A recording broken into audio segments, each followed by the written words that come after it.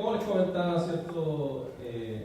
Pedro, hoy me ha tocado, ¿cierto?, poder hablar a ustedes acerca de Segunda de Corintios. La semana pasada ya estuvimos hablando de algunas cosas y hoy vamos a continuar con estos temas de verano que Cristian nos ha dejado como tarea, que nos toca predicar, que tienen relación con lo que Cristian ha llamado la administración justa y generosa de los recursos que Dios nos da. La semana pasada vimos algo que está ubicado ahí en la segunda carta o la segunda epístola de Segunda de Corintios, en el capítulo 8, del 1 al 15, y recapitulando un poco lo que hablamos la semana pasada, creo que es importante hacerlo porque tenemos que conectar con lo que vamos a hablar hoy, así que y no quiero que ustedes tampoco queden un poco colgados, sobre todo los que no vinieron la semana pasada. Entonces, ¿qué hablamos la semana pasada? Hablamos, ¿cierto?, de la generosidad. Pusimos hincapié en el hecho de que había una iglesia que es la iglesia de Macedonia, que menciona el apóstol Pablo. Macedonia dijimos que quedaba un poco al norte de Grecia, y estas iglesias, que eran tres principalmente, tuvieron, en el contexto de ellos, que era un contexto de mucha pobreza, tuvieron muy bien a dar lo que era una ofrenda para los hermanos de Jerusalén que estaban sufriendo de escasez económica producto de la persecución.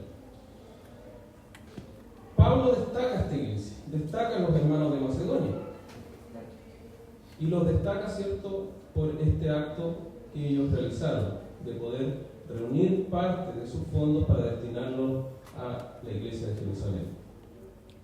Dijimos también que el hecho de dar, de poder entregar esta ofrenda y de poder entregar ofrenda, como nosotros lo realizamos también hasta el día de hoy, es un regalo de Dios, es un don de Dios, que proviene principalmente del conocimiento del Evangelio, de conocer a Cristo, de conocer a Dios, de conocer su carácter. Dijimos también que Dios no tenía problemas de autoestima, que Él no necesita de nosotros para estar pleno, que solo por su inmenso amor se regaló a sí mismo en Jesús. Por lo tanto, Jesús es el regalo eterno de Dios, y todo lo que hagamos en respuesta a su amor siempre va a quedar corto. De esta comprensión, de poder comprender este Evangelio, de poder entenderlo, de poder vivirlo y experimentarlo en nuestra vida, de decir gracias, Señor, porque lo que hiciste en Cristo, de esa comprensión viene, ¿cierto?, nuestra vida como cristianos, nuestra vida generosa como creyentes. Pero hoy vamos a seguir siguiendo la misma línea, vamos a enfocarnos en parte del capítulo 9, que fue leído, de Segunda de Corintios, y vamos a abarcar tres aspectos de la generosidad del cristiano. Un primer aspecto es que debemos dar cuando demos, ¿cierto?, cuando ofrendemos a Dios. Lo debemos hacer con un corazón y motivaciones correctas. Otro aspecto es que Dios bendice a quienes dan con un corazón y motivaciones adecuadas. Y un tercer ámbito es que cuando damos, lo hacemos para alabanza de la gloria de Dios. La semana pasada hablamos del contexto de la iglesia de Macedonia, y hoy día quiero hablar un poco acerca del contexto ya de la iglesia de Corinto. Corinto era una iglesia un poco problemática. Ya en la primera carta se veía, ¿cierto?, los problemas que tenía esta iglesia, problemas principalmente de moralidad. Pero les quiero hablar un poco acerca de cómo era el contexto social, cómo era el contexto incluso de político, por así decirlo, de lo que es la iglesia de Corinto. A diferencia de la iglesia de Macedonia, la iglesia de Corinto estaba ubicada en una ciudad-puerto, y era una ciudad muy importante en aquella época. Tenía mucha población, era un polo económico de relevancia de la época, Y la iglesia, si bien es cierto, no estaba conformada por personas que tenían mucho dinero, sí es muy probable que haya tenido algunas personas dentro de sus miembros, ¿cierto? Personas que sí hayan sido parte de este mundo más exclusivo, por así decirlo, dentro del mundo de Corinto, ¿ya? Al parecer, la iglesia de Corinto sí tenía un mejor pasar, al menos en comparación con la iglesia de Macedonia. Y el apóstol Pablo, ¿cierto?, escribe esta carta animándolos a realizar una ofrenda, que nosotros la semana pasada también hablamos, porque Pablo los está animando a realizar una ofrenda en favor de los hermanos que están sufriendo en Jerusalén. Y vamos a leer, ¿cierto?, los primeros dos versículos que estaban ahí, que eran el versículo 6 y el 7. Pero recuerden esto: el que poco siembra, poco cosecha, y el que mucho siembra, mucho cosecha. Cada uno debe dar según lo que se lo haya propuesto en su corazón. Y no debe dar con tristeza ni por necesidad, porque Dios ama a quien da con alegría. La generosidad del cristiano debe ser diferente a la generosidad general. Y con esto yo no quiero decir que la generosidad del cristiano es mejor o es peor que la generosidad general. Hay que reconocer algunas cosas. Por ejemplo, hay que reconocer que mucha gente hace muchos actos de generosidad sin ser cristianos. Nosotros vemos, ¿cierto?, todos los años las campañas de la Teletón, donde hay personas, donde hay familias adineradas en nuestro país, contribuyendo a esta causa benéfica, que es una causa muy noble. Hay empresas importantes de nuestro país que destinan dentro de su presupuesto algo llamado, un ítem llamado altruismo. Pero esto no surge necesariamente de organizaciones, de personas que tienen un corazón transformado, renovado por el Evangelio. Muchas veces las motivaciones son perversas, por decirlo de alguna manera. Se trata, ¿cierto?, de presentar una imagen de empresa socialmente responsable. Hoy en día está muy de moda, muy en boga, ¿cierto?, este tema de la responsabilidad social de las empresas. También se busca muchas veces con esto limpiar imagen, no necesariamente, por si acaso, no en todas, pero muchas tienen que ver con estrategias de marketing. Y yo no critico esa situación, tampoco la voy a exaltar. Sí me interesa que hoy día nos quede claro cuál es el cambio que debe haber en un cristiano, o cómo un cristiano da, cómo hay un contraste entre la generosidad del cristiano y la generosidad normal. El cristiano debe ser generoso porque Dios se ha mostrado generoso en su vida.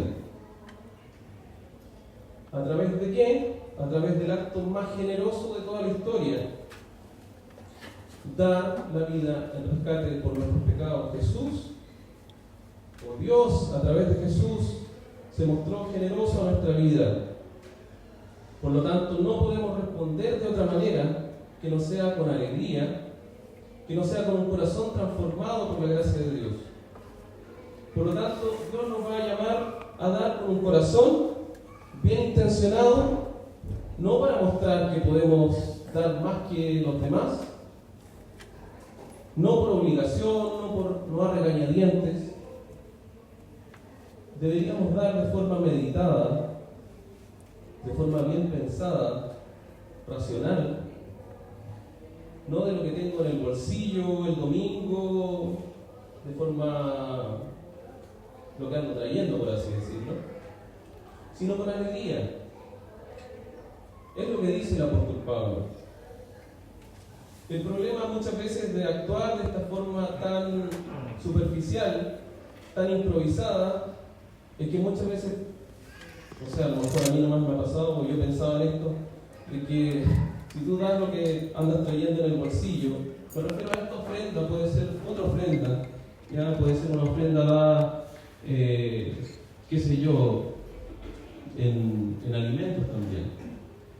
Si tú das algo de forma improvisada, te puede pasar algo que más de alguno probablemente le pasó, cuando te quedan 20.000 pesos en el bolsillo y te das cuenta, ¿cierto? Y dices, en realidad mucho.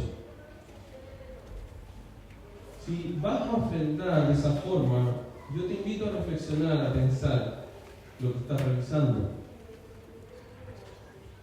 La ofrenda no tiene que ver con no sentirte mal, con tu conciencia. Debemos cambiar esa forma de entender lo que es dar. Debemos dar con alegría, dice el apóstol Pablo. Y fíjense que, como dato muy curioso, la palabra alegría que se ocupa aquí, cuando el apóstol Pablo dice que demos con alegría, es ocupada una sola vez en el Nuevo Testamento y en toda la Biblia, y es en este pasaje. Y la palabra que se utiliza es la palabra hilarus. Y de la palabra hilarus proviene en nuestro idioma castellano la palabra hilarante. La palabra hilarante significa que provoca risa. Por lo tanto, debemos dar, si es que como cristianos, como creyentes, como hijos de Dios, transformados por la gracia, debemos dar de manera racional, pensando bien en lo que estoy haciendo, porque cuando estoy dando, lo hago no solamente por un beneficio, sino que lo hago para glorificar a Dios primeramente. Hace más de un año me tocó predicar aquí mismo acerca de la ofrenda de la viuda, allí en Marcos capítulo 12. Fíjense que Jesús mismo destacó el acto de esta mujer, no porque haya sido mujer, no porque era viuda, no porque era pobre, sino que Jesús señala, ¿cierto?, de que es porque su entrega fue mayor que la del resto, porque ella dio parte de lo que era su sustento. Y seguramente en esa caja, o en esa ofrendero, por así decirlo, habían muchas personas que dejaron mucho más que ella. En términos monetarios dejaron mucho más. Pero Jesús, viendo a esta mujer, se percata que su ofrenda es mayor, aun cuando es menor en cantidad. Podemos dar $1.000.000 de ofrenda, pero aún así seguir teniendo un corazón no agradable a los ojos de Dios, porque en términos del cristiano, del cristianismo y del evangelio, no se trata de la magnitud de lo que tú das, sino de la calidad del corazón con lo cual damos. Y a eso apunta el corazón y las motivaciones. Por lo tanto, debemos aprender a dar con motivaciones correctas, con alegría, con gozo, de forma racional. Segundo punto, dice así el pasaje: y Dios es poderoso como para que abunde en ustedes toda gracia, para que siempre y en toda circunstancia tengan todo lo necesario y abunden ustedes toda buena obra. Como está escrito, repartió, dio a los pobres y su justicia permanece para siempre. Y aquel que da semilla al que siembra y pan al que come, proveerá los recursos de ustedes y los multiplicará, aumentándoles así sus frutos de justicia, para que ustedes sean enriquecidos, o para que sean ustedes enriquecidos en todo, para toda generosidad que por medio de nosotros produce acción de gracias a Dios. Un segundo punto que quiero destacar es que Dios bendice a quienes dan con un corazón y con las motivaciones correctas. Hace algún tiempo atrás escuché este refrán que me gustó mucho porque me recordó algunos pasajes de la Biblia. Dice: quien siembra vientos cosecha tempestades. Gracias por estar atentos. Como les decía, me gustó porque esta frase me recordó lo que la Biblia dice con respecto a la ley de sembrar y cosechar. Para el mundo actual esto no nos hace mucho sentido, porque la mayoría de los que estamos aquí presentes no estamos metidos en el mundo agrícola o en el mundo del campo. Yo sé que hay algún par que sí, y bastante, pero la mayoría no. A lo más conocemos una parcela donde vamos de vacaciones y vamos a descansar, pero no conocemos el trabajo del campo. Por lo tanto, si pudiera actualizar esta frase, yo podría quizá a lo mejor decir lo siguiente: el que recoge datos obtiene información valiosa, y el que no está informado no puede tener opinión. Para una cultura de preferencia agrícola del siglo I, la siembra y la cosecha eran fundamentales. Por lo tanto, cuando el cristiano da, se va a regir bajo este principio, el de dar y el de cosechar. Se nos dice que Dios mismo es quien bendice cuando damos con la motivación correcta. Pues, al fin y al cabo, Dios es quien provee tanto la semilla como el fruto. Así que nuestra ofrenda tiene recompensa aquí, en la tierra. Aunque ustedes digan, no, si en realidad hay ofrenda, ¿cierto? Para... Pero me da mucha risa porque hay algunas iglesias donde hablan de, no, si es una perlita para mi corona. No, puede ser bendición aquí en la tierra, arriba también. No en el sentido de la teología de la prosperidad, y esto que quede muy claro. Dios sí te bendice si lo haces con un corazón correcto. Si das con un corazón correcto, Dios bendice. Pero no en el sentido de la prosperidad. Así que si piensas que dando 10 Dios te va a dar 20, mentira. ¿Dios puede hacerlo? Claro que sí. Él es dueño de todo.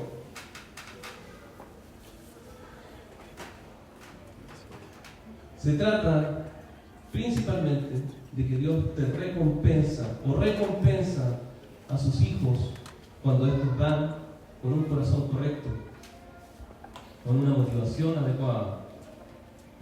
La pregunta es ¿cómo lo hace? ¿Cómo Dios recompensa?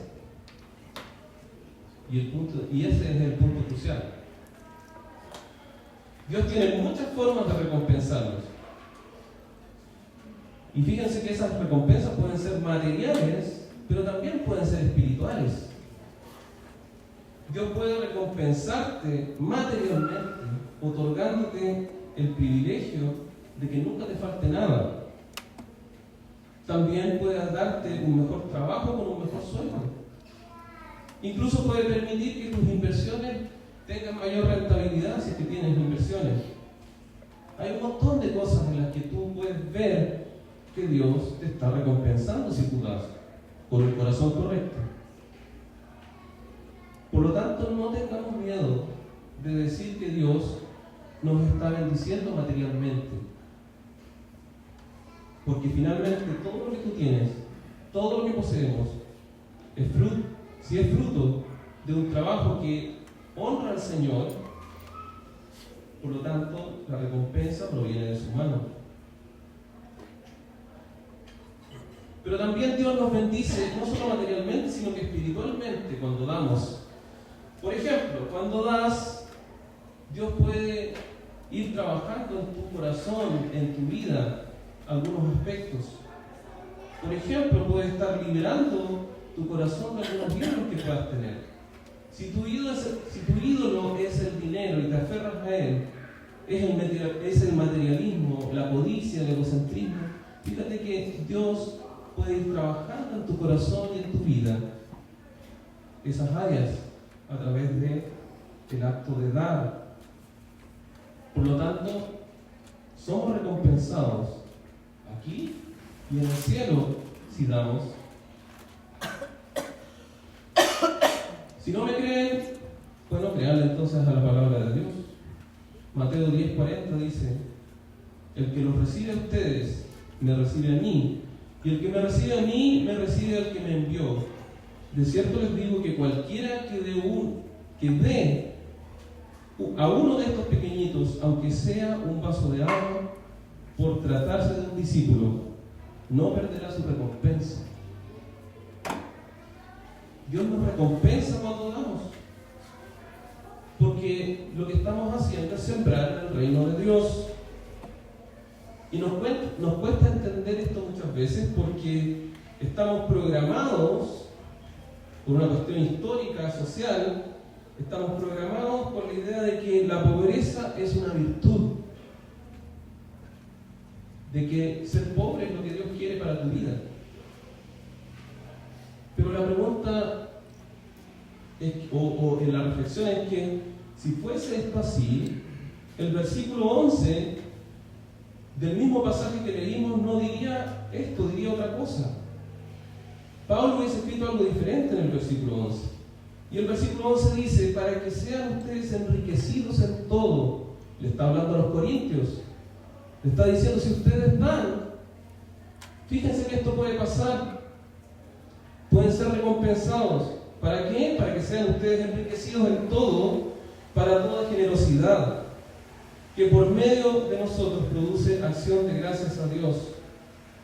Si la pobreza material fuese lo deseable para el cristiano, a lo mejor Pablo hubiese escrito algo así como, si ustedes ofrendan para los hermanos que sufren, Dios hará que ustedes tengan menos de lo que tienen, porque tienen mucho. Lo siento mucho, pero parece que el apóstol Pablo no era un resentido social. Y al parecer no le molesta que los de la iglesia de Corinto tengan un poquito más. Siempre y cuando demuestren tener un corazón transformado por la gracia de Dios. Vamos entonces a los versículos del 12 al 15. Porque la contribución de este servicio suple no solamente lo que les falta a los santos, sino que también abunda en muchas acciones de gracias a Dios. Pues al experimentar este servicio, glorifican a Dios por la obediencia de ustedes al Evangelio de Cristo y por su generosa contribución para ellos y para todos. Además, ellos orarán por ustedes, pues los aman por la superabundante gracia de Dios en ustedes. Demos gracias a Dios por su don inefable, dice el hermano. Y así concluye, ¿cierto?, el pasaje. Cuando damos, tenemos que tener muy claro que lo hacemos para la alabanza de la gloria de Dios. Ya sea nuestras ofrendas, nuestras dádivas, nuestros aportes, ya sea para hermanos que están pasando por necesidad, para la extensión del reino de Dios, como un aporte a misiones, por ejemplo, o bien para la iglesia de Cristo, o la misma canasta que a veces nos cuesta llenar. Todo esto no es un acto que debemos tomar a la ligera. En primer lugar, debe ser realizado con solemnidad. Así como yo lo realizo pensando que con este acto estoy glorificando a Dios. Y quienes reciben estos aportes también darán la gloria a Dios, pues su acto de generosidad obedece a una vida transformada por el Evangelio. Y si quienes reciben tales dádivas, dice el apóstol, son también verdaderos creyentes, como no tienen expresión material, no tienen otra forma de agradecer, porque carecen de lo material para poder agradecer, una de esas formas de agradecimiento va a ser retribuir este acto de amor de los hermanos, orando por ellos. Díganme si a ustedes no les gustaría que un hermano de su congregación estuviera orando por ustedes.